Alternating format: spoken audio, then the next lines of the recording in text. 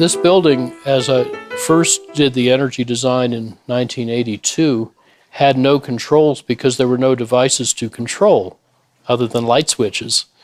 If it got too hot, you'd open the windows. If it got too cold, you'd close the windows. I think more and more buildings will be able to provide comfort without controls. So although sophisticated controls have a very important role in industrial processes and in complicated buildings, there will be an increasing competing trend toward simplicity, where the goal of the automation is not to need controls, but to have the building keep you comfortable regardless, all by itself. We're experiencing another round of oil price volatility. Obviously, this has implications for the budgets for oil and gas firms. What advice do you have for these firms? As a member of the National Petroleum Council who's worked in this industry 42 years, I'd say this is nothing new. Oil prices go down because they went up before. They go up because they went down before. They're a commodity. They're volatile. Get used to it. If you don't like it, don't buy oil or gas.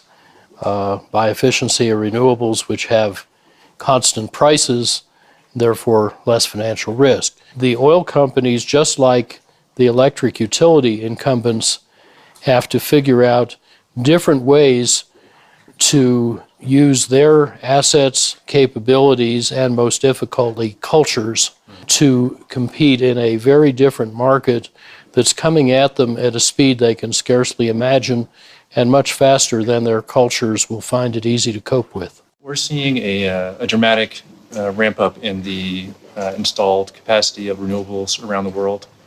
What were some of the nurturing elements, market forces, regulatory environment, that allowed offshore wind to thrive in Europe and has not thrived in the United States?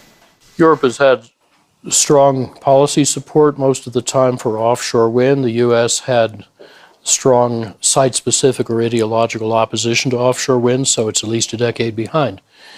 Onshore wind in the United States, on the other hand, has flourished. The average roughly 2013 price of new wind power purchase agreements was 2.5 US cents per kilowatt hour.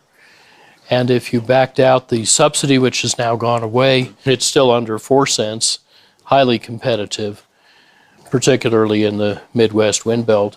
On the other hand, we have a lot of catching up to do in the United States. In 2013 alone, China added more photovoltaic capacity than the U.S. has added in the 60 years since we invented it.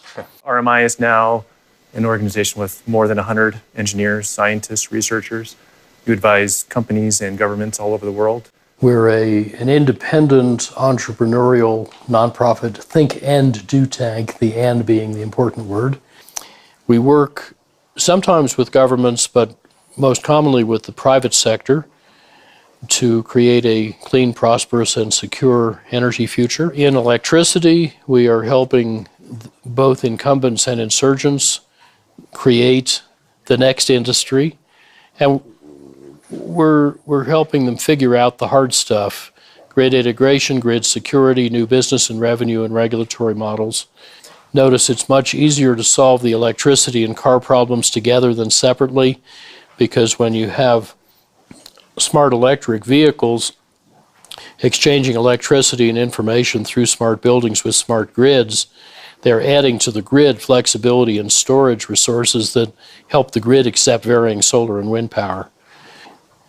It is the most exciting time in the 33 years since I co-founded this organization.